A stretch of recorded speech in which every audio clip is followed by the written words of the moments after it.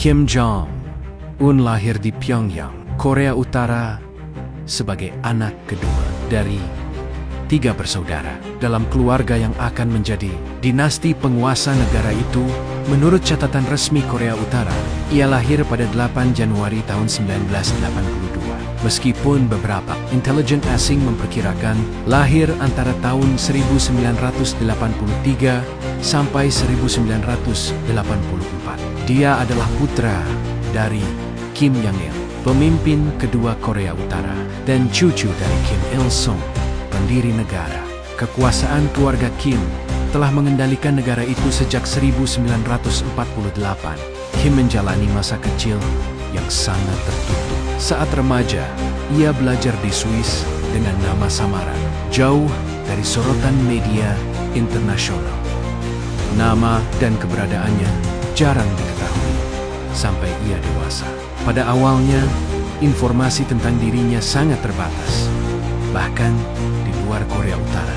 Perjalanan hidup awal itu menjadi fondasi bagi perannya kelak sebagai pemimpin yang sangat dikenal sekaligus salah satu yang paling tertutup di panggung dunia.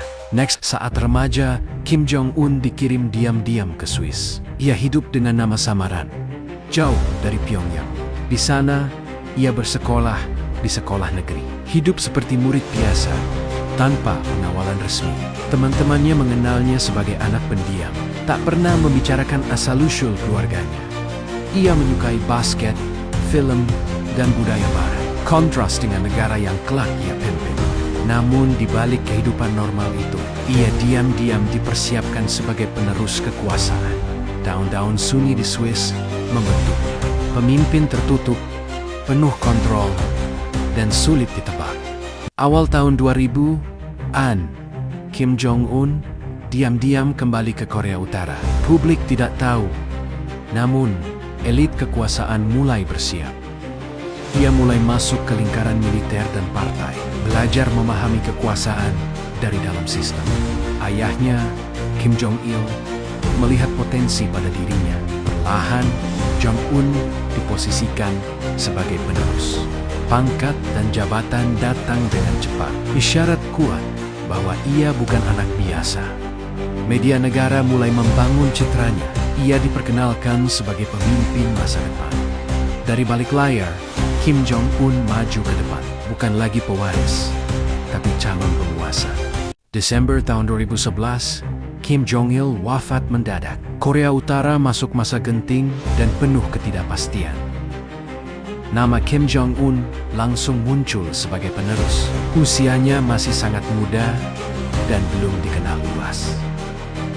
Dalam hitungan hari, ia ditetapkan sebagai pemimpin tertinggi. Transisi berlangsung cepat dan tertutup. Militer dan partai langsung menyatakan dukungan. Elit kekuasaan menjadi penyangga utama stabilitas awal. Media negara membangun citra pemimpin muda yang tegas. Ia disebut sebagai penerus sah garis revolusi. Sejak saat itu, Kim Jong-un resmi memegang kendali penuh. Era baru Korea Utara pun dimulai. Kim Jong-un diperkirakan menikah sekitar 2009 sampai 2010, sebelum ia resmi memimpin Korea Utara. Informasi tentang pernikahan ini berasal dari laporan intelijen Korea Selatan, bukan pengumuman resmi negara. Hingga kini, tidak ada dokumentasi atau tanggal pernikahan yang diumumkan ke publik. Nama RI Seoljul pertama kali muncul pada Juli tahun 2012 saat ia mendampingi Kim Jong-un di acara kenegaraan. Media internasional melaporkan RI Seoljul diduga memiliki latar belakang di dunia musik, namun tidak pernah dikonfirmasi resmi. Detail kehidupan pribadi mereka tetap tertutup, mencerminkan kontrol informasi ketat di Korea Utara.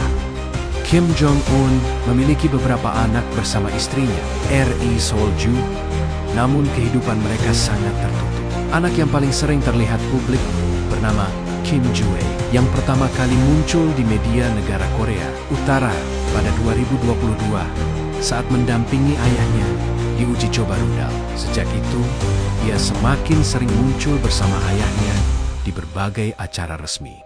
Beberapa analis dan intelijen melihat kehadirannya dalam acara kenegaraan dan kunjungan luar negeri sebagai tanda bahwa dia bisa menjadi calon penerus dalam dinasti pemimpin Korea Utara suatu hari. Nanti meskipun belum ada pengumuman resmi.